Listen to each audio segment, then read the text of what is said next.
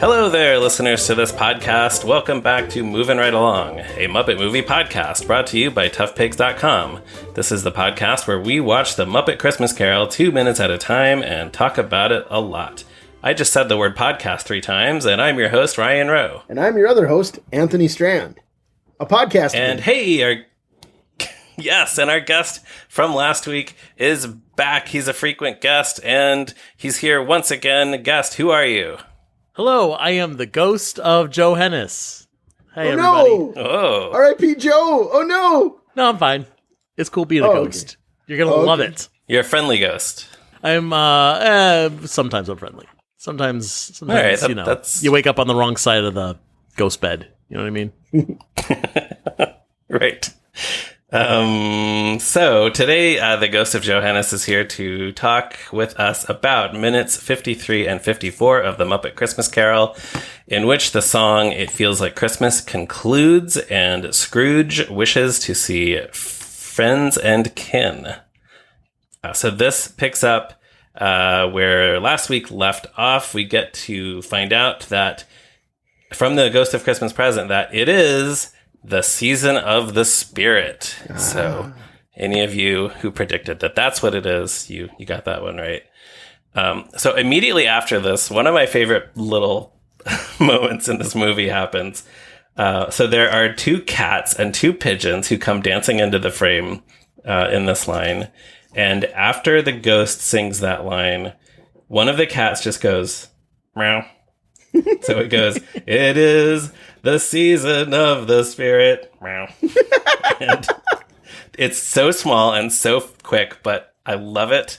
And I've talked about this before on the podcast. For years, I have been thinking about writing an article on the Tough Pigs website that would be called Muppet Micro Moments, just about my favorite, very small, very quick gags. And that would absolutely be in the article. Someday I'll write it.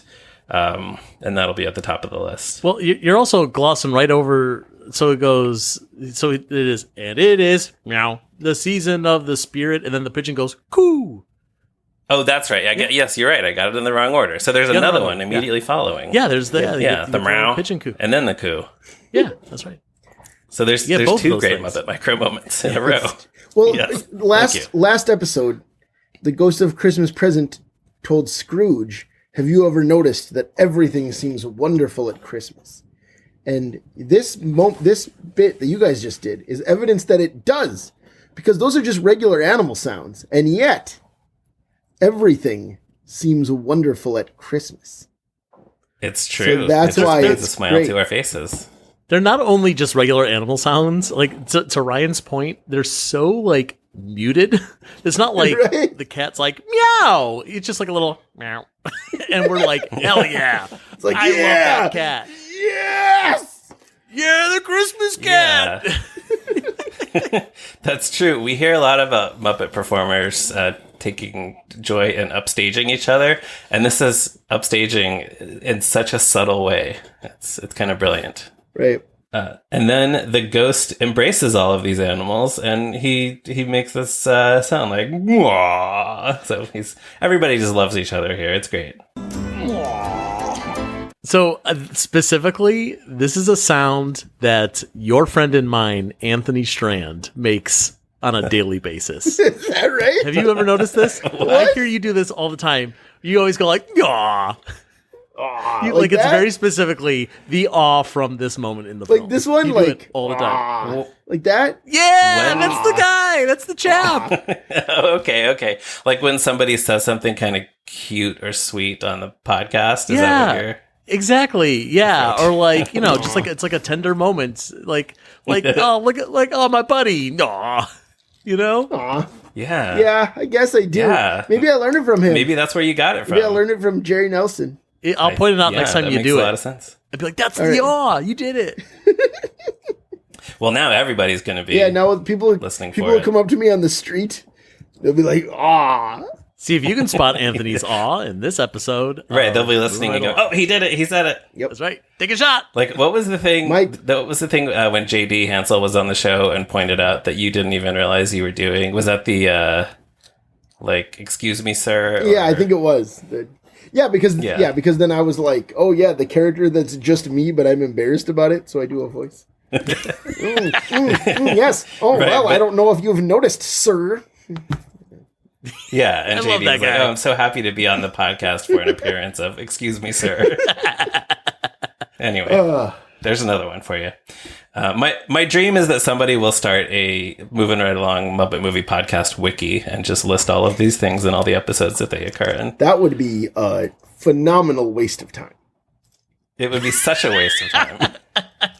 I agree. I hope nobody does that. I hope they go outside instead. Touch grass? Is that what we're supposed to say now? Dude! Touch grass. Hey, touch grass. You gotta say it like that. Get out of here. Okay. Touch grass. You gotta say it. Like, you gotta be like mad that they're inside. Just like furious. So speaking of noises that people make, there's a part here where a jail dog and a jailman duet briefly. And the jail dog is Steve Whitmire doing a Cockney accent. And that's one of the funniest Muppet voices ever, in my opinion. Oh, sure. Yes, when you do your best for love, it feels like Christmas. That's all. I can't do. I was like hoping to like imitate it, but I can't really. Yeah, I wouldn't do your Cockney accent here. I don't know if I can. Can you do Bert from Mary Poppins? Can you do that?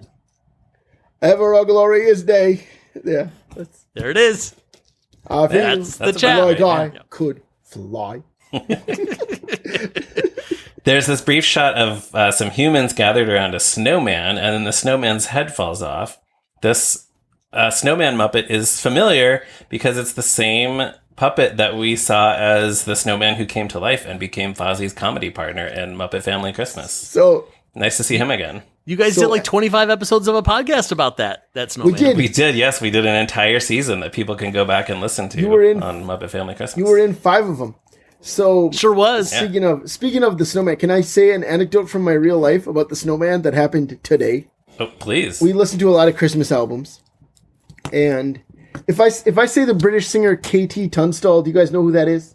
You know what I'm talking about? I know who KT Tunstall is. Yeah, she sings the. Not everyone does. She sings the song that goes a big black horse and a cherry tree. Woohoo! Remember that one? Okay, that was a big hit. Does she sing it in a Cockney accent? She well, that's what I was gonna say. Is she sings Sleigh Ride like kind of her British accent is much more noticeable on Sleigh Ride than it is on many of her songs.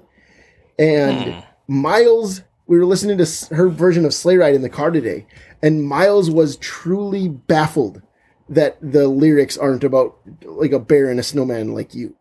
Oh yeah. Because we're listening to it, and she Miles was listening to it, and then all of a sudden he goes, "Hey, Fozzie sings this with the snowman." And I'm just like, yeah, man. Yeah, he does. And then when she gets to the, like, a lovely weather for a sleigh ride together with you, Miles is like, a bear and a snowman like you. Yeah. It's like, actually, it's a bear and a snowman. KT Tunstall. Yeah. He's like, excuse me, madam. Yeah, it's Miles. This is how the Muppets change our perception of reality. Yeah. Well, and like for me, I mean, we probably talked about this on the Muppet Family Christmas podcast, but like, you know, that movie is like, I hear Christmas carols in that movie much more than I do in the real world because I don't listen to Christmas carols on a normal basis. Sure. Even in Christmas time. So like, I do think about a bear and a snowman, or I do think about like at the home of Fozzie Bear, or, you know. Right. That's the other big one. Yeah. Yeah. And that now I'm actually. Who is it? It's the home of Farmer Brown. Farmer Gray. Whose home is it? Farmer really? Gray. Farmer Gray. Because it'll be the perfect ending to a perfect day. Perfect day. I knew that didn't sound quite right. Yeah. But I would have never Fozzie known Bear. that. Yeah, that's all you need. Never. Yeah. Right. Sure. It should be Fozzie Bear. Yeah. Well, speaking of singing songs, the next few lines of this song are sung by the Mouse Family, who we saw earlier in the movie. Wait, I'm sorry. About the snowman. So yes, sorry. I had one quick thing about the snowman. So I was curious. It's one of those things where, like, you know, when we see these puppets and we're like, oh, it's the same puppet that was used in this other thing, so it's obvious the same character or whatever. But it's like they just reuse puppets. But they specifically made a point to use the same scarf that the snowman is wearing in Muppet Family Christmas. They're both wearing the red and white striped scarf, which I found interesting. But then I looked up on the Muppet Wiki to see, like, where else the snowman has shown up. And the same snowman puppet with the same striped scarf appeared in a Sesame Street music video called Elmo's Got the Moves from 2011. Wow. Oh. Right? Isn't that weird? Mm-hmm. Yeah.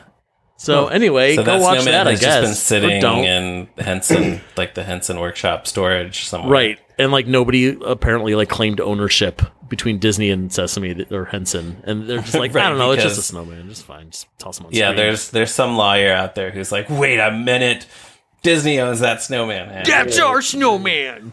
Yep. Yeah. Yep. Elmo. But he's not wearing the Fozzie Bear pork pie hat like he is in Muppet Family Christmas, which would have been amazing if he was. Yeah, that'd be nice. So Fun touch. we do hear the snowman go "Roar," as his head falls off. Any theories about who might be performing him? Yeah, it sounds like Dave Grohl. Sounds very much like Dave Dave Grohl is what I was to me, thinking too. Yeah. So yeah. Yeah, all right. Well, we figured it out. Right. Good job, We everybody. should have asked him when he was on the podcast. Yeah, I wonder. That seems like something he might remember because it was performed. The character was performed by Richard Hunt in the special, Right. so he might have retained that memory. Right. So the mice. When the mice are singing in their little hole in the wall, the ghost of Christmas Present shrinks down to mouse size to fit in their hole. On the this was the Oh My Disney Video. I've forgotten whether this was an article or a video. I think it was a video. Yeah, it was a video. Yes, Brian Henson said that that shot is actually forced perspective. The mice are just close to the camera, and the ghost is just far away on the set. So, Whoa. kind of similar to the shrinking effect that we saw earlier, but less movement of the camera. Just like so again, Gandalf. yeah, just like using every Gandalf. trick, Yeah. every Wow. movie trick they can come up with. I just love how, the Ghost of Christmas Present is such a huge puppet. Like, he is the size of a Gorg, and the mice are the size of Doozers. They're the shrunken down. You can't put your hand in there. And, like, can you imagine...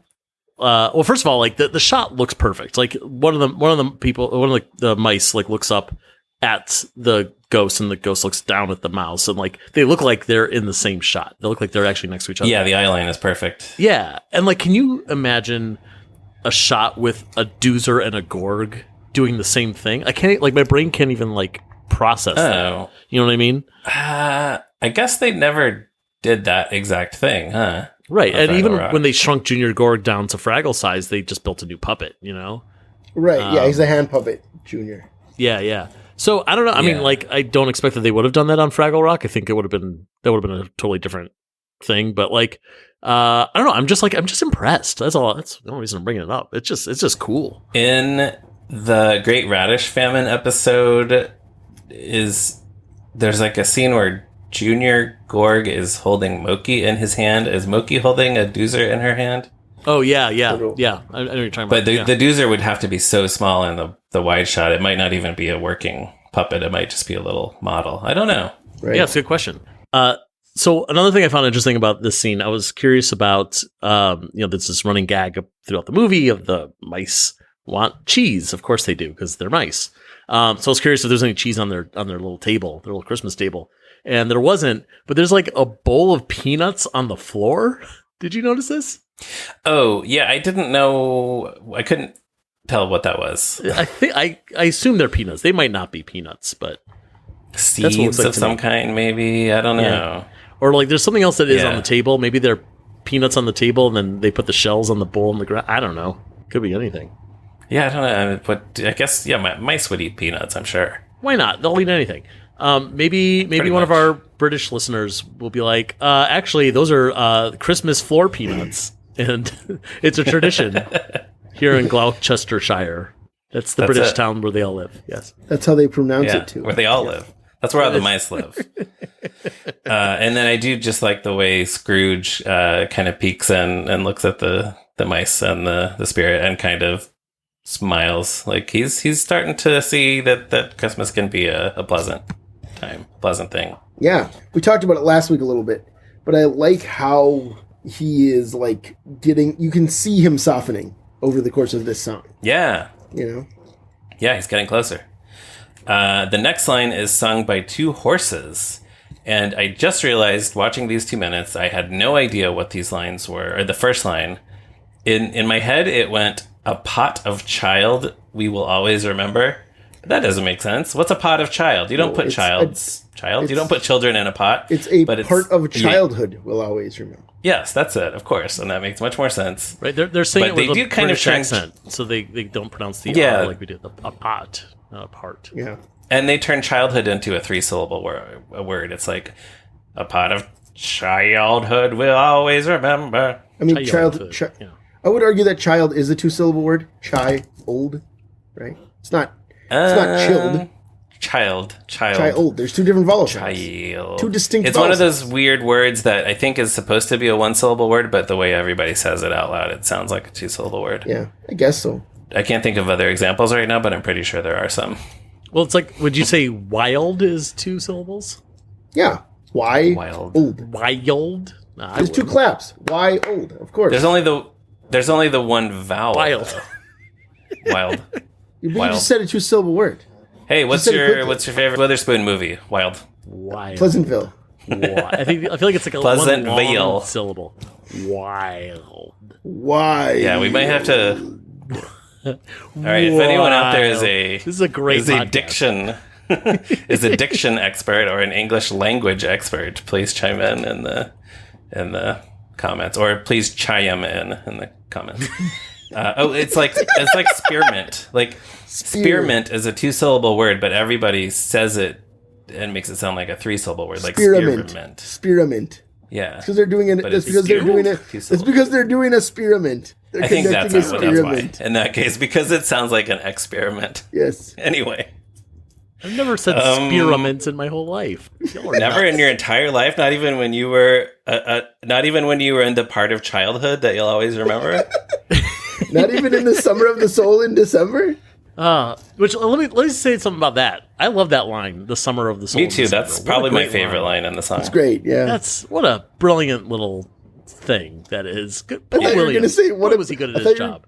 I thought you were going to say what a brilliant little man Paul Williams is. That's what I thought you were He is brilliant. He is little. He is a man. He is all these things. Yeah. Yeah. Summer of the Soul in December. Man, that is a great friggin' line. It is really good. It's just so poetic and just such a concise way to express that. And okay, so here now I've arrived at the part of my notes with the dog prisoner in the jail cell who cozies up to this. No, it's a whatnot prisoner who cozies up to this dog police officer in the jail cell.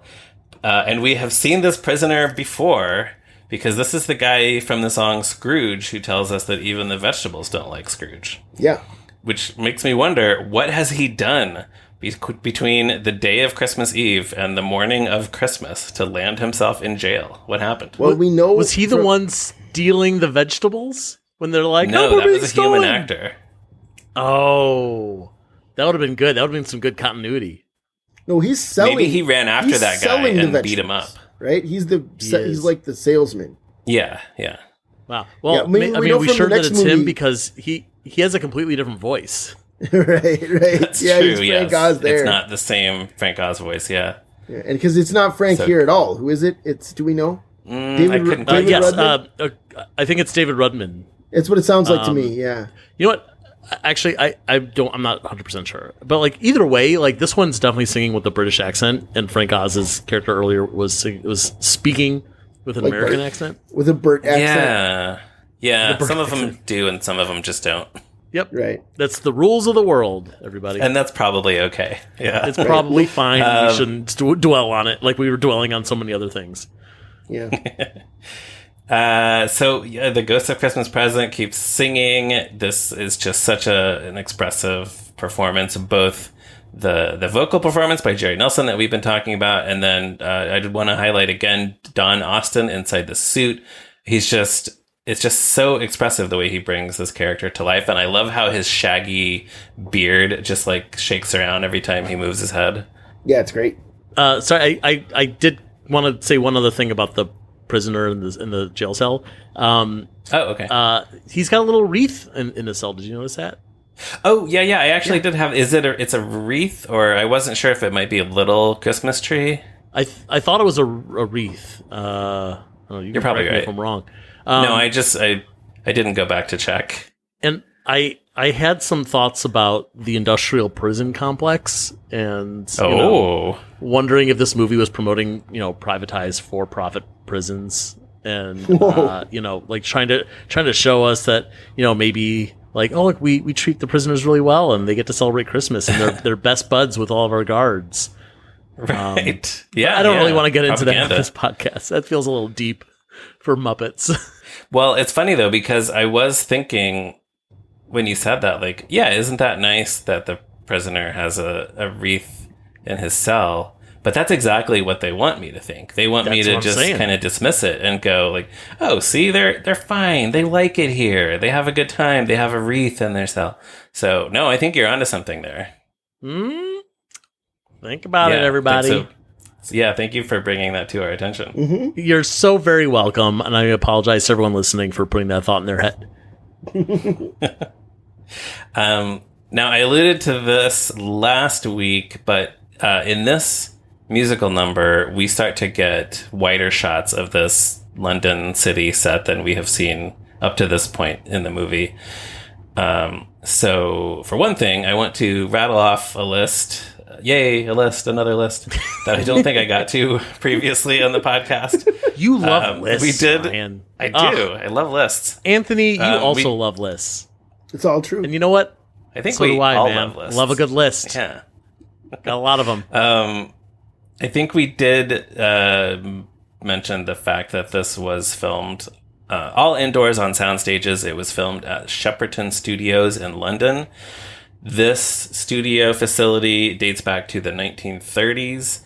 I have not been able to find exactly which stages at Shepperton this movie filmed on, but among other films that have been shot there, the list includes The Third Man, Lawrence of Arabia, Dr. Strangelove, 2001: A Space Odyssey, The Omen, Star Wars, Superman, Alien, The Elephant Man, Gandhi, The Princess Bride, Four Weddings and a Funeral, The Mummy, Love Actually, Batman Begins, and Captain America: The First Avenger.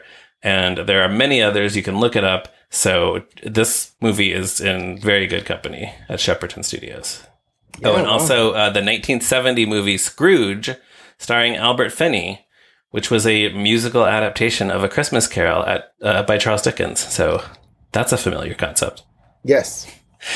So anyway, if you look at these shots, you really notice for the first time, or you can really clearly notice that everything has been built with this kind of skewed perspective. It's not very realistic, and it's not as big as it has been made to look in previous scenes, but it still looks really good. It's kind of stylized. It just has this storybook feel to it. So I really like the sets in this movie.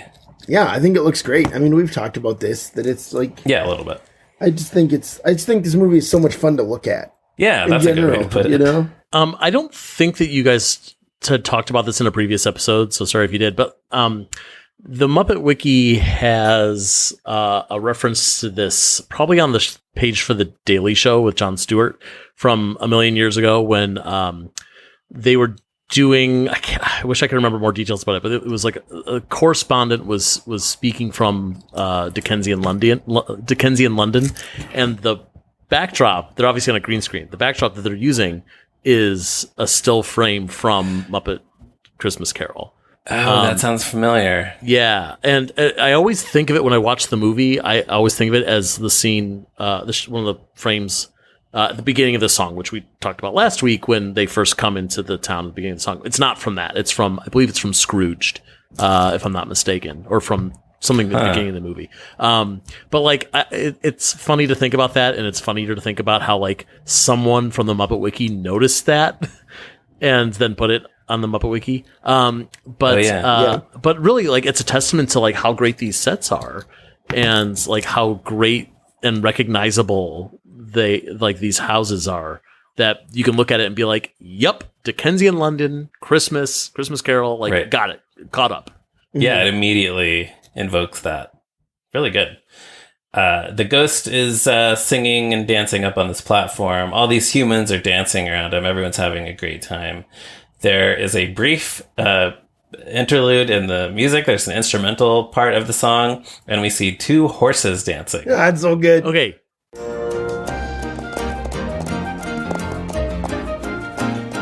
It's in the singing of a street corner choir.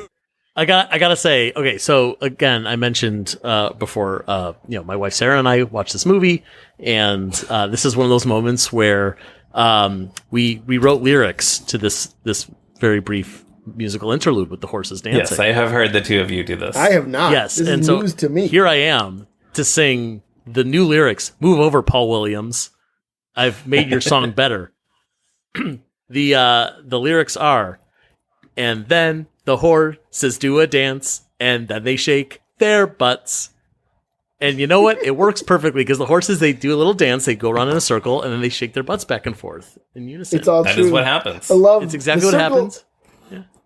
The circle is the best part, though, in my opinion. Your lyrics are great. First of all, bravo! I'm throwing roses at you. Hey, thanks. I'm throwing Thanks, a buddy. free watch Oh, yeah. back at you. Oh, yeah, great. wow. But this free watch hasn't left my side all week, by the way. But Great. I'm so glad. So glad. no, but the horses spinning around in a circle, like this whole scene just has such this great spirit of reverie, and like nothing encapsulates that better than two horses spinning around just so that they can do a dance in the song. So good. Right. And here's the thing. That shot was not planned. In the DVD commentary, Brian Henson explains that that shot was a necessity. A week after they filmed this number, the editor told Brian Henson that there was a gap in the song. The ghost leaves the frame, and then there's nothing else to cut to until it goes to the next shot of the ghost singing again. And they were still on the set. They were still filming. So Brian Henson just had these puppeteers grab the horses and made them dance to fill in that little gap in the number. That And rules. It's perfect. Yeah, it's so fun. Did you have something else on that, Joe? No, it was actually literally what I was gonna speculate, actually, that they were like, yeah. I don't know, let's just like shoot some B footage of like horses dancing in case we need it. But that was exactly what happened, except Yeah, happened B in that footage order. by necessity. Right, Yeah. B footage after the fact. Yeah. Right. Also, in the Oh My Disney video, Dave Goelz revealed that he named one of these horses, which I guess this means he was performing one of these horses. He named the horse Richmond in memory of Richard Hunt, and he would send Brian Henson emails as Richmond asking for more screen time for the horses, which is that's really amazing. great. That's so good. I love So it. one of these horses is Richmond. It's the gray one, according to I- Muppet Wiki. So Oh, there great. you go. Perfect. I also wanted to mention just before the horses dance. There's like, as you said, Ryan. There's this shot of the Ghost of Christmas Present singing, and all the dancers are around. And like, first of all, I love the visual of Scrooge looking absolutely miserable while everyone else is like dancing on toe, and but still in his pajamas, which is hysterical. But the camera kind of pans a little bit, and we see it's like the back of a few Muppet heads because they're close to the camera, and one of them is Link. Did you know Link is in this movie? Oh, really? Yeah, Oh, I cool. didn't notice him. Link Hogthrob He's is right there in he's a- Dickensian London. he's a bear on patrol in Dickensian London. That pig is a bear on He patrol. was in the sketch Bear on Patrol. He sure was. I mean, we did That's see nice. some Muppet police officers just a moment ago, but I don't Right, think yeah. that he's in police officer garb, which would have been hysterical if he was. But Yeah, he should have been there. You don't think he's the chief? The yeah, chief regular Bobby? Link. Yeah, always good to see that guy. That's great. Yeah, nice. But I never noticed him before. That's what a joy to watch this movie 2 minutes at a time. That I could look for Yeah. like the back of You can Link's s- head. Then you can see your favorite character, Link Hogthrob, your favorite Muppet. Love that guy. Who He's doesn't great. love Link? Get out of here if you don't Sure, like I Link. love him. No, I love him. That's right. Get out of here I if wish you he don't was. love Link. I wish he was on my free watch. He's not. should You got to have pay been. extra for Link. Link is on the watch that costs something. Yep. So then the ghost goes back to Scrooge, and then something delightful happens. As the ghost reprises the lines about the singing of a street corner choir verse, he starts doing a little dance. And then Scrooge joins in the dance. Joe, do you want to expand on this? Because you probably know what I might say next. Know exactly what you want to say. Okay, so as we've mentioned on this podcast before, Ryan and I used to do this live show here in Brooklyn, New York. We called it the Muppet Vaults. We would show, rare and interesting Muppet clips for an audience. It was a lot of fun. We did it every month for like 5 years, which is insane when I'd say it out loud. We would every December we would do like a Christmas show, and we had edited together like some of our favorite Christmas and holiday moments, from Muppet productions, and of course we had to show what feels like Christmas. It's that's the law. You have to. Yeah, that was one of the clips that was in every version of the Christmas compilation. Right. Yeah, we didn't want to get arrested. Yeah, of course not. Although apparently they celebrate Christmas in prison, so we would have been okay. But in any case, Ryan and I would get on stage between all these clip compilations, and we would do trivia and give away prizes, and we would like kind of amp up what people were about to see. And so when we would talk about this, we would say, okay, now there's something that's going to happen in this clip. You're going to see the Ghost of Christmas Present and Scrooge doing a dance, and I call this the drive in the bus dance. And you picture someone who's steering a giant, steering wheel, like you're a very large steering wheel. Because that's huge. pretty much the action that he's doing. He's holding his hands up and doing the side to side motion. Exactly. Yeah. And the first time I remember this, the first time that I ever mentioned it, I was really just saying it to be like, keep an eye out for it because it's a funny thing. It's a funny thing to look out for. And so we do the clip compilation. Ryan and I go backstage, and when it feels like Christmas comes up, we peeked out behind the curtain and we looked at the audience, and everyone in the audience was doing the bus driver dance, which we didn't prompt them to do that. We just told them about it, and everyone was doing the dance. And then every year after that, the first time. Yeah, every year after that, we were like, okay, everyone, we're going to do the dance. Everyone's going to do the dance. Yeah, we want everybody. We want to see everyone doing the bus driver dance. Exactly. Well, and it was a hit 100% of the time. Well, that makes sense because the bus driver dance is the greatest thing in the world. B, correct. I wasn't at any of those events, right? I was living in Missouri that whole time. I never went to your Christmas show as much as I would have loved to. We wished you had been. Me too. But in my notes, I have the bus driver dance written down 3 different times because that's just what it's called. That's just what it is. Right. It's just what it is. Yes. Yeah. Well, at some point, somebody made a GIF of this, which I see pop up fairly often, especially around this time of year. Right. And I may have been the one to make that. If I'm not, I could be wrong. I don't know if I would. I think I made a GIF of that. That may not be the one that went viral. Yeah, there might even be more than one circulating. Yeah. But our previous podcast guest, Josh Spiegel, the film critic, loves to tweet that GIF, even when it's not Christmas time, perhaps especially when it's not Christmas time. So, yeah, it's always fun to see the bus driver dance pop up. And it should be noted that Josh, you mentioned Josh, since he's the biggest fan of it, he also calls it the bus driver dance. So, like, the name has caught on. He's not, like, part of the Tough Pigs inner circle or anything. No. That's weird. Isn't that a reader. I mean, he's a fan, that we could just say a thing, and then it's just commonly known as that thing. Like, I don't feel like we have any power in the real world. So when like something like that happens, and it's just like, wow, you're saying that thing that I made up? Wow. Weird. Right. Well, so actually, I want to argue with the ghost of Tough Pigs past here. Speaking of things, when Danny Horn was on the podcast, Tough Pigs founder Danny Horn, I mentioned how formative my week with Muppet Christmas Carol was. His article with Kynan Barker, our friend Kynan, where they watched this movie and made snarky jokes about it. And so I went back to get the quote.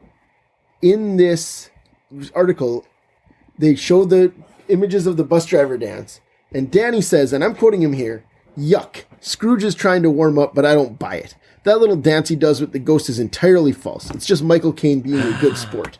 And Kynan agrees, yeah, it's not a good moment. Oh. And this is madness to me.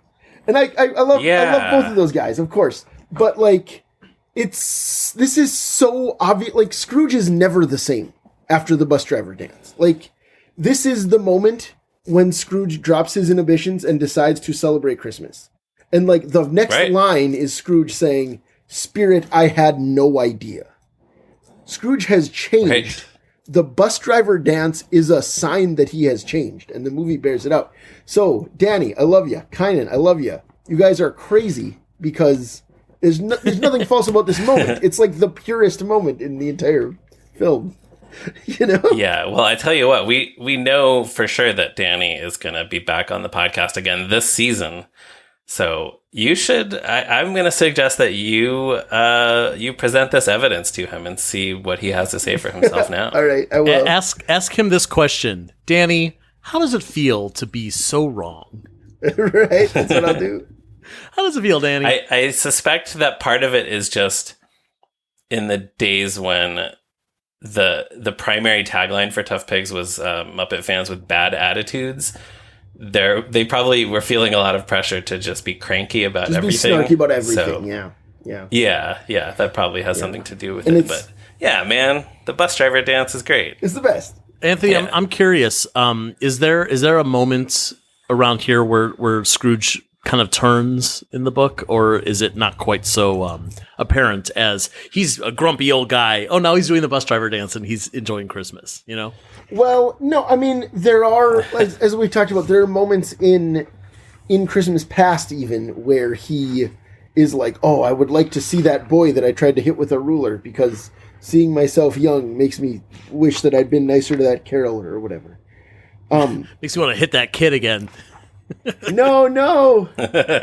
But back then they had to call it the horse-drawn carriage driver dance.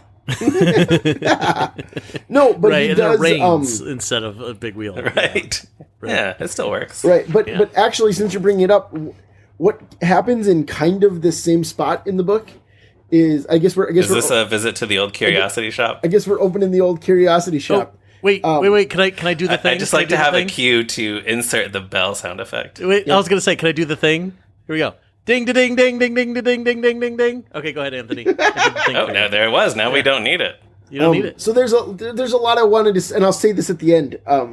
There's a lot about like the day first in the book, but then Scrooge talks about how he's talking about how the Ghost of Christmas Present, as I mentioned earlier, says that kindness should be given to a poor one most of all because it needs it most.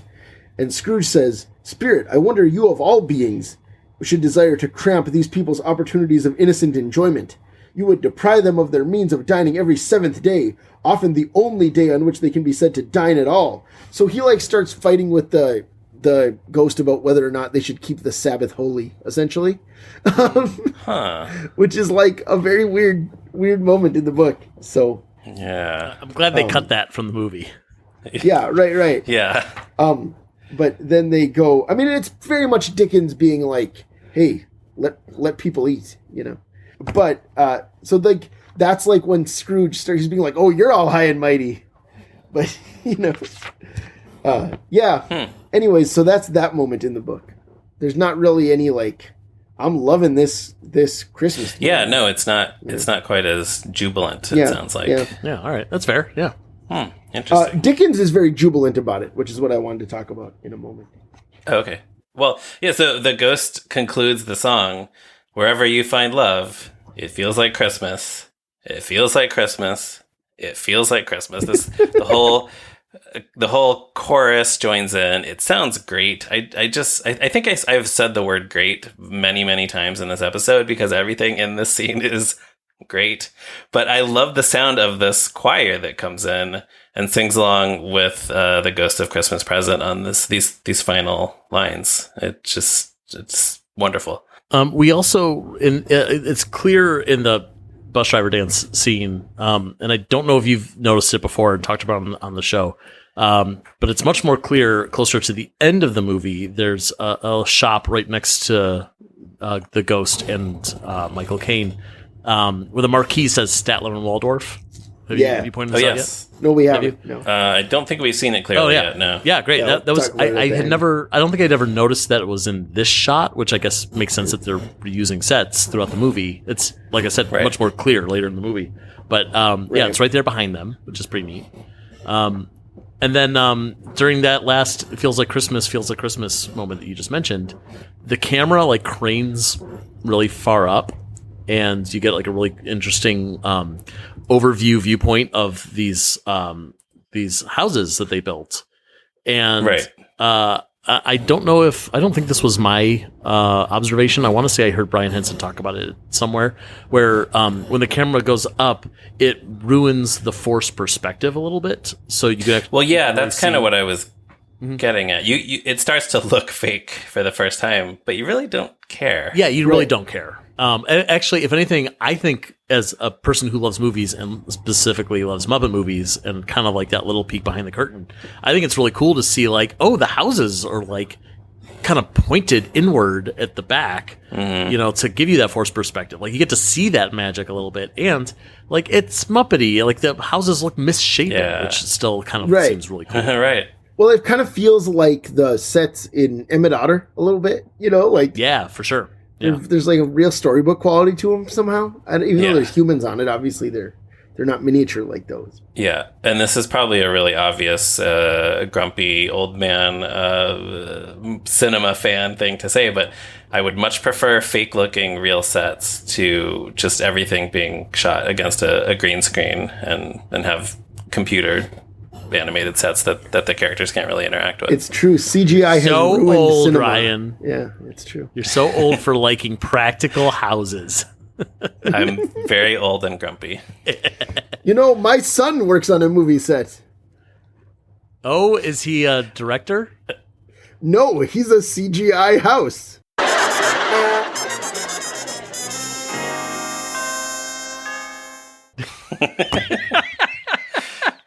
And then here I'll insert the talking houses like punchline music. Perfect. So that. Oh, but then it starts snowing, which again, just another beautiful additional touch to this. I think you can even hear one of the extras say, "It's snowing." As we say, Scrooge is totally on board now. He says, "Spirit, I had no idea. I wish to see friends. Kin, show me family." And then just as this clip ends, we cut to the inside of a room somewhere else, and we can kind of vaguely see the translucent forms of Scrooge and the ghost. But then the clip ends, so we don't know where they are or what's happening or what they're doing there. So we'll have to wait until next week to find out. Could be anywhere. We really cut this clip in the perfect place. Like that's right where the scene changes. This was a good one. I'm very grateful that we got to complete the song. We got to complete the scene. I'm feeling good about this, you guys. Yeah, every once in a while it works out. Yeah. But then I think more often it cuts off in the middle of a joke or right before the end of a line. But yeah, this is a good one. So I have a few more general notes for this week. But yeah, just as far as these 2 minutes on the number, the only other thing I wanted to say is I watching these 2 minutes, or these 2 minutes on the previous minutes, I really appreciated that everything basically never stops moving in this number. The whole time there are humans dancing, they're spinning, they're running, they're walking around in the background. There are humans and Muppets passing directly in front of the camera in the foreground. It just really, really conveys this feeling that this is such a vibrant, happy space and everything is alive on Christmas morning. So I love this number. I love the song. Any other thoughts on these 2 minutes? Joe, starting with you. The only other thing I have about these 2 minutes specifically is and like you said, I keep using the word great. Like the song's so great. It's great. It's so good. And I've mentioned before, I didn't grow up with Christmas. I was raised Jewish. We had totally different holidays. So I didn't have that when it was Christmas season, I didn't have that like, oh, it's Christmas and everyone's really happy. And it's like, no, it's someone else's holiday. Like it was always never felt like something that was something that we could celebrate as well. And this song specifically really highlights everything that I now as an adult really love about Christmas. It is that feeling, and it's that, thing that brings us together, and all that peace on earth type of stuff, and brotherhood of man, and like even like gift giving and stuff like that. And it's just like, yeah, because like now I do celebrate Christmas because I celebrate like this holiday of joy and love that everyone else is taking part in. And yeah, it really is like line for line. It is like my feeling toward Christmas is in this song. Yeah, awesome. Yeah, that that's really nice. Anthony, any other thoughts about these 2 minutes? So not about the 2 minutes specifically. I have a bunch of other junk I want to bring up, though. Do you want to do that now? I have a couple more things. Sure. I think we probably have some of the same stuff, which is the other times this song was performed by the Muppets. Oh, I actually completely forgot about that. Oh, okay. So let's talk about that. So in the immediate aftermath of this movie, the Muppets performed this song 2 more times. And both times it was sung by not the Ghost of Christmas Present, but by the core Muppet characters. And I want to start with the second one. On a book and tape set from the following Christmas, 1993, the classic Muppet gang sings the song on there. It's Kermit, Piggy, Fozzie, Gonzo, Rizzo, Bunsen, and Beaker. So 2 Frank Oz's, 2 Steve Whitmires, and 2 Dave Goelz's. Right? If I remember right, and this would make perfect sense, I think the home video, the VHS release, didn't come out until that holiday season. That would make sense, yeah. So that was probably done to raise awareness of the movie for that release. That version's very fun. I mean, it's like nice to hear those characters all just like singing a great song. It doesn't quite have the same majesty as the movie version, of course. I mean, it's Kermit the Frog being like, it's in the giving of he doesn't say that. He's like, it's like, I'm trying to think of how because he like keeps dropping his G's. He's like, it's in the giving of a gift to another. Like I don't know. Huh. Yeah. It's also like it's such early Steve as Kermit. Like it doesn't sound quite right yet. Right. And like the first time, I know you're about to mention this, but like I just heard it for the first time recently, and when it started, I was like, oh, this is bootleg. This isn't real. This is someone doing like their Muppet impression. And like it wasn't until the other characters came in, and I was like, oh, okay, no, that's definitely Frank Oz. That's definitely Dave Goelz. It's definitely Steve as Rizzo, right? Like, yeah, exactly. But yeah, for a second, it's like he doesn't have the hang on it. He's a couple more years, and he'll get there. Right. I don't think I've heard this one. So Joe just heard it the same place I did, which is that we have to give a shout out to our friend John Popovich, who bought there was not only the book and tape set, it was also on a promotional CD for the soundtrack. Not the soundtrack. It's not on the soundtrack, but there was a promotional disc for the soundtrack. I'm not sure what that means, but apparently that existed, and this was on there. John Popovich bought one on eBay and ripped the audio so that we could hear it. Oh, wow. And the timing just happened to work out that it was right before we recorded this episode. Thanks, John. So thanks, John. Yeah. Yeah. But the other version is very similar to that. It's most of the same characters. It sounds like mostly the same recording. And that is on a TV special called Holiday Greetings from the Ed Sullivan Show, which is in... Right, this one I knew about, but I forgot to look it up for this. So this is in 1992, and it's a special on CBS made up mostly of clips from old Ed Sullivan episodes. Now, Ed Sullivan had died in 1974, which is many years before 1992. So he does not make any new. He does not. Special. So CBS smartly decided that what they needed was another dry host. So they got Bob Newhart to do it. One of the greatest comedians of all time, in my opinion. I'm being serious. I think he's the best. Yes, I love his records. I love his sitcoms. He's the best. This is kind of the only time he ever worked with the Muppets, though. So he introduces them. He says in amazing Bob Newhart, that deadpan, Miss Piggy, I always like it when you do the karate chops. And it's such a joy to hear him say it. Then, of course, he gets chopped a bunch of times. So they do some banter for a while. But then the Muppets, it's Kermit, Piggy, Robin, it's Tiny Tim. But then, like, Fozzie, Gonzo. No, Fozzie's not there, I don't think. But Gonzo, Rizzo, Mudwell the Mud Bunny, Murray the Minstrel, the whole gang. They all come out and they sing "It Feels Like Christmas," and it's great. Is Mr. Curly Twirly there? Oh no, he's not. If he was, I would have made note of it. But too bad. I will, as long as we're talking about it, I thought that Murray the Minstrel was Bagoonie right away, but it's not. It's Murray the Minstrel. Okay. Anyways, no, but it's just fun. It's just like nice to see the song performed by and they're all in costume. They're all wearing their costumes from the movie, so it truly looks like the Cratchit family at home singing this song. Right. Yeah. You know? And that clip's on YouTube, and that's a lot of fun. We'll link to that in the show notes for sure. So just and then they kind of stopped doing it. There's not like, they're not singing it at the Rockefeller Center tree lighting in there was 2010 one a few years ago. There was one a few years ago. It was a promotional thing for something at Disneyland, I think. Oh, is that right? And yeah, it's just I don't have the details in front of me, but it's basically just Kermit in his holiday scarf. That's how you know it's the holidays.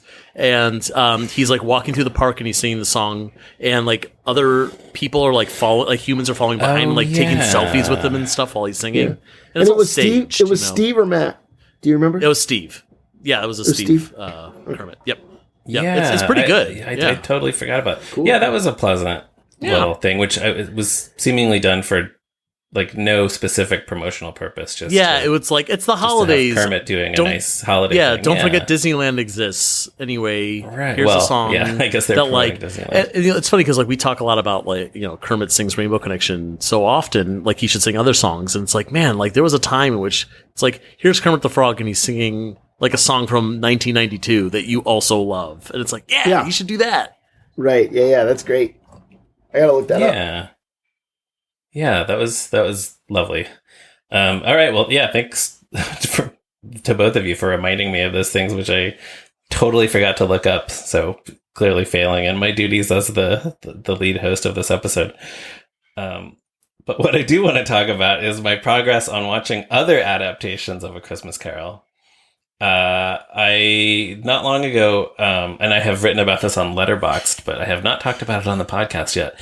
I watched a TV movie from 1964 called A Carol for Another Christmas. As of this recording, this is available on HBO Max. This TV movie was written by Rod Serling, the creator of The Twilight Zone.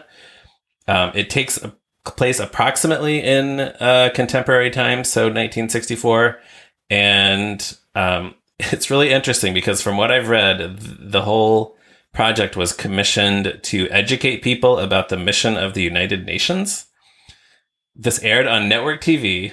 The characters don't have the same. It's not like Ebenezer Scrooge. I forget the name of the Scrooge character, but he doesn't just hate poor people. He's also suspicious of people from other countries, and he thinks like, if it's not our, if there's a war happening in another country, then the U.S. should just stay out of it. And so it's a really interesting way to take the basic ideas of A Christmas Carol and update them. Also notable in the Christmas future section when the world is ruined. Peter Sellers plays this buffoonish leader who appeals to a crowd of really dumb people and takes advantage of their paranoia about foreigners. So that kind of makes you kind of go, that seems a little familiar these days. So that's neat. That's on HBO Max as of this recording. Hopefully it'll still be there by the time you hear this. I also am almost finished watching something called An American Christmas Carol. This is also a TV movie. This is from 1979. And it stars Henry Winkler as the Scrooge character, whose name is Benedict Slade. Yeah, and it rules.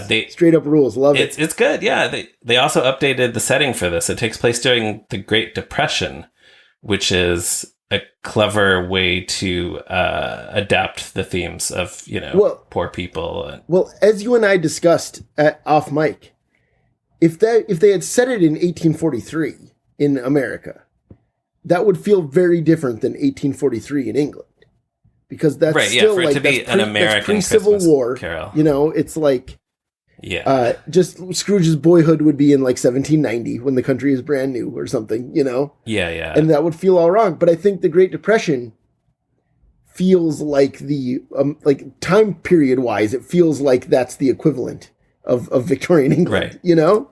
Right. It carries over really well. And the ghosts of Christmas, past, present, and future, are all the people that he repossessed furniture from at the start of the movie. Yeah. It's like kind of a Wizard of Oz thing that way. Like he recognizes them all. Yeah, and when he sees them. Yeah, and do we want to say who the Ghost of Christmas Present is? It's the current director of Scrooge's childhood orphanage, Benedict Slade's rather childhood orphanage that he attended. It's Jerry Parks. It's Doc himself from Fraggle Rock. Yeah, always nice to see the original Doc from Fraggle Rock in anything. There's not a lot of special effects in this one. The ghosts just kind of show up when it's their turn to approach Scrooge. They just kind of walk in his house. But yeah, it's good. That I have been watching on Peacock, I believe. So again, hope that's still there by the time you hear this. I recommend it. And one last thing, Joe, you and I have made an adaptation of A Christmas Carol. I'm so glad that you're bringing this up because I rewatched it in preparation for this podcast, and I was going to bring it up if you weren't. Yeah, I've been waiting until you were here to talk. I'm so glad. This, but yeah, so when we were roommates, we made a lot of videos and put them on YouTube, mostly using puppets. Most of them are still on the Tough Pigs YouTube channel because we started a YouTube channel and then we started posting Tough Pigs videos on it, and then we were like, we could separate them, but so one year we were trying to come up with an idea for a Christmas video, and you proposed doing a spoof or an adaptation of A Christmas Carol. Yeah. And I was hesitant because I kind of said, yeah, but that story's been done so many times. Everyone's already done it. Yeah. You said to me, like, is there anything that we could do that hasn't already been done? And I said, well, what if we did it where Scrooge doesn't learn any lessons in the end? And you're like, oh, that's pretty funny. And so that's what it is. And I rewatched it just today, and it goes on a little too long, especially on the back half. But like, it's still, there are parts of it that are very funny. I think so. Yeah. And I played the Scrooge character, who's an old man puppet, who we named Old Man because that just stuck. And you, Ryan, played all of the Gorsts, as we called them, not ghosts. I don't know what that joke was. I think just trying to just do something different and stupider. I think that was the idea. Let's make it stupider than most other adaptations. Boy, did we succeed. One of my favorite, there's a great visual gag in that thing where we decorated his house, which is really we just drew a couple of pictures on construction paper and taped them up. But one of them is a window, and behind the window, it just says the words Dickensian London. Yeah. Yeah. I believe you made that out of construction paper. I absolutely did. Yes. No, that was fun. So, I'm glad that we did that. And I think you should when you talk about like, oh, there's a new character introduced in this movie. Well, here's who they were played by in every adaptation. You should add The Old Man's Christmas to that list. Right, yeah, that's the name of it. Yeah, I should be going through our list. Like, yeah. In The Old Man's Christmas, this character was played by a whale puppet from SeaWorld. Yes. Marley is played by Stanley Newsbaum. Your favorite character. Stanley Newsbaum, my FAO Schwartz whatnot puppet. Hysterical. No, that's fun. Yeah, you should put that in the show notes to see some embarrassing puppetry. Also, like to see like a lot of like arms and tops of heads. Yeah, well, we didn't have access to the same kind of editing programs that we do now, and also most of the stuff tended to just be one shot with a camera on a tripod because there were two of us. There was not anybody else working the camera or doing cuts or anything. So anyway, that's probably enough talk about that, but it's very silly. I think it's pretty funny. It's called The Old Man's Christmas. We'll link to it in the show notes. I have one more unrelated thing to these minutes that I'd love to share very briefly. So, there's a Muppet Christmas Carol illustrated holiday classic book. It's a storybook that retells Muppet Christmas Carol, and it is written by Brooke Vitale, but it's illustrated by Luke Flowers, who's an incredible artist. He's a huge Muppet fan. We've gotten to know him a bit. He's a great guy. He's been a very good friend to us. And in the book, in the scene where Gonzo and Rizzo are sitting on the bookshelf. Gonzo is reading a book called Tough Pigs, which I presume was what Tough Pigs would have been if we were doing Tough Pigs in 1843. Or I guess it would have been 30 years earlier because that was in the past. But yes, so that was dope that he did that. There's also like a little picture of the author, which looks a lot like me, and it says JH, which I assume is supposed to be me, which is a very, very kind thing that Luke did, and he didn't have to. I mean, it's what's brilliant about it. Just saying JH though is that if the reader doesn't know who you are, it sounds like a shout out to Jim Henson, right? Like. That's true, and I guess it could look like a very young Jim Henson, although Jim didn't wear glasses, so probably not. Same initials. But I've always figured that like that might be why it's not your actual name, you know. Also, like it's a really small book. Like I don't think he could have fit my whole name. Right. But you and Jim have the same initials. We should note all three same. So that's true. JMH, both of us. Yeah. Oh, right. So the other interesting thing that like I think most people don't know is so there's this page with the Fozziewig party, which I'm holding up for Ryan and Anthony here, which is just like a huge spread that's got like all the characters there. I believe he posted on social media like what his original sketch was because he put Sweetums in there because he thought that would be fun to put Sweetums in some Victorian era clothing, and he was told, no, Sweetums isn't in the movie, you can't do that, which I don't know why they would say that, but that was the note. So at some point later, he shared with me privately his original sketch before they even got to that point of being told you can't have Sweetums. And that was originally going to be my cameo, I was going to be a attendee of the Fozziewig party, which would have been incredible. I think I like the book. Yeah. I think the book is cooler, but this would have been, I would have been there, like, you know, with the Electric Mayhem and, you know, Fozzie and his ma and all that. The Acoustic Mayhem, you mean? The Acoustic Mayhem, thank you. Which is the best joke in that book. Like, it's a great gag. So good. But yeah, like, I don't know, what a cool thing. Like, it's, I mean, I'm very humbled that Luke put me in this book, and it's such a cool cameo in an officially, you know, a really official Muppet book. Yeah, and like I've never really been in a Muppet movie. I hope someday I get that opportunity, but I doubt I will. This is the closest I think I'll ever come to being like canon in the Muppet world. You know? Sure. Yeah, that's cool. Maybe we can get a cropped illustration of that to put in the show notes also. Sure. I think we have one. That book. I think we have one in our review of the book. So yes. Oh, okay. Yeah. Yes, we do. I wrote that review. Look for it. And I took that screenshot and I put it on the article. So yes, it's there. Cool. Yeah. Good to know. It'll be there. Okay. Yes. We have not asked you our usual 3 questions yet, have we? You have not. Okay, so the 3 questions. First is, what is your history with this movie, and do you remember the first time you saw it? Oh my gosh, I'm so unprepared for these questions. I didn't know you were going to be asking me this. That's not true. You ask everybody. My history with this movie. So many guests panic when we ask the question. It's true. No, this movie came out in 92, which means I was about 10 years old, which means I was like old enough to go see a movie in the theater. And this was the first theatrical Muppet movie that I actually got to see in the theater, which was pretty great. Like from here on, I got to, like, I can tell you exactly where I was. I actually remember being in the theater for all the Muppet movies moving forward. Yeah. So yeah, that was the first time I saw it. I don't remember where or with whom, but I do remember being in the theater and seeing this for the first time. You don't remember like the exact location of the movie theater? Nah, I don't, unfortunately. But I saw it at Rolling Oaks Mall in Universal City, Texas. If I had to guess, it was probably like one of the Cleveland malls that had a movie theater that like no longer exists. You know what I mean? So like I just don't have that. Poor malls. Yeah, they had their time. So I definitely remember seeing it for the first time.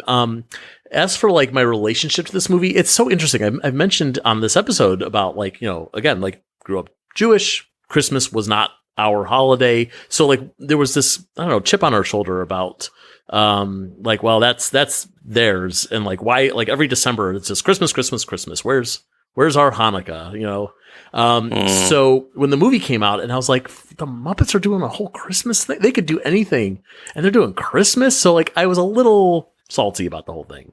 And I bet dollars to donuts when I saw it in the theater. I was like, well, it had some fun moments, but I really didn't like it.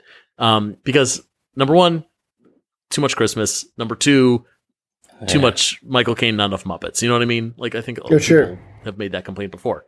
So it wasn't, and actually I even remember buying the VHS. Like I remember going to my local Blockbuster to buy it. I don't know why I bought it at a Blockbuster, but they sold VHS tapes as well as renting them.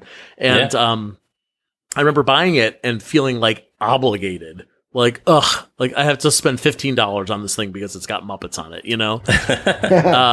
Even back then. And it wasn't until, probably like high school, maybe even college, when I kind of had this epiphany of like, oh, actually, this is quite good. Actually, this is quite smart. Actually, this is like I'm sure I read somewhere that someone had pointed out, like, it's not a Muppet movie featuring Michael Caine. It's a Michael Caine movie featuring Muppets. And once I kind of got that in my brain, I was like, okay, now I see what they were going for. They were going for, like, the Muppets are this troupe of actors, like Michael Caine has said in interviews, and like they're doing crazy fun things. The music is great. The puppetry is great.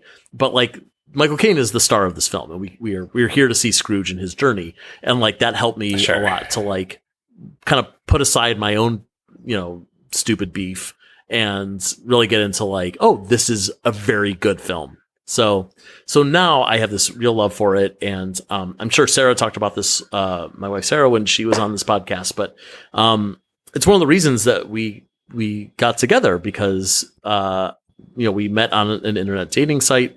I listed, I run a Muppet fan site on the site, and she, or on my profile rather, and she loves Muppet Christmas Carol. Like, it's her favorite thing in the whole world. So for us to kind of like bond over that immediately, even before meeting, was one of the things that really, really connected us and brought us together and attracted us to each other. So like, it's been a really important part of our relationship.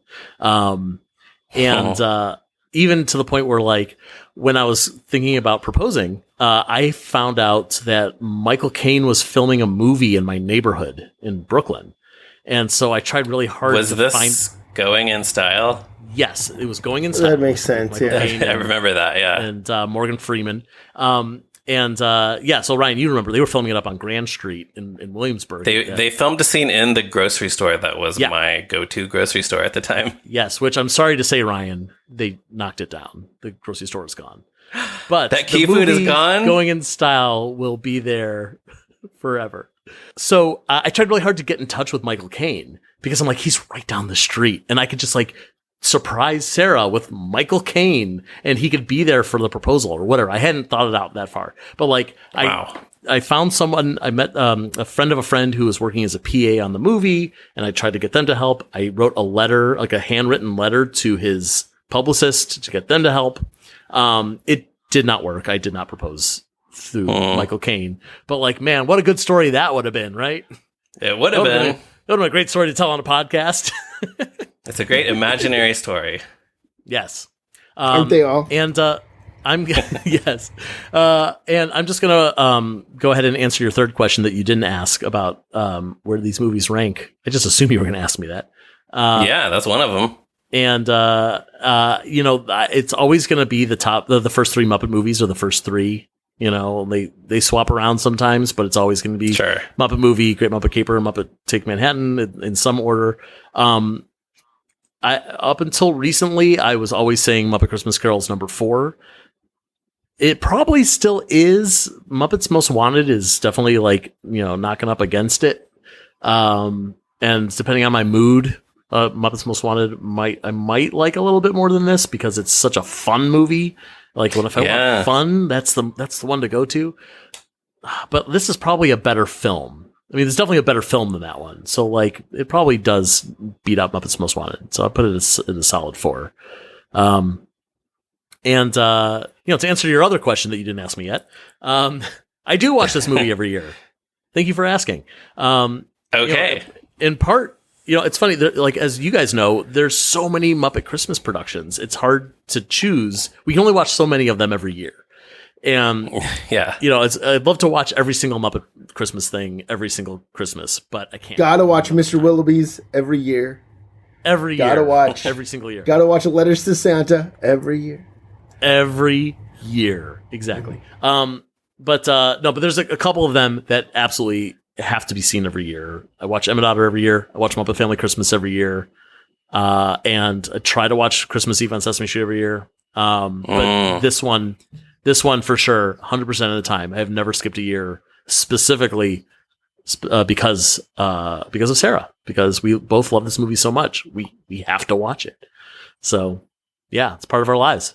Yeah. Wow. Yeah, there are still so many of them that feel essential to watch every year. But yeah, it seems like a lot of people prioritize this one. So yeah, good answers all around. Then with that, we can wrap things up for this week. Listeners, please make sure you check out toughpigs.com. Everywhere on the internet and social media. As we mentioned last week, we are on Hive Social now. We'll see how that turns out. That's, I think, still remains to be seen if that becomes the new Twitter or whatever, but we'll see. Thanks to Morgan Davy for our logo. We are on Patreon if you would like to support us there. We are on TeePublic. We have a lot of, as you hear this episode, still new-ish designs on TeePublic. There's a Manhattan Melody shirt that's been very popular. Some other Muppet movie-inspired shirts. So go to our TeePublic store, check that out. You can email us at movingrightalong@toughpigs.com.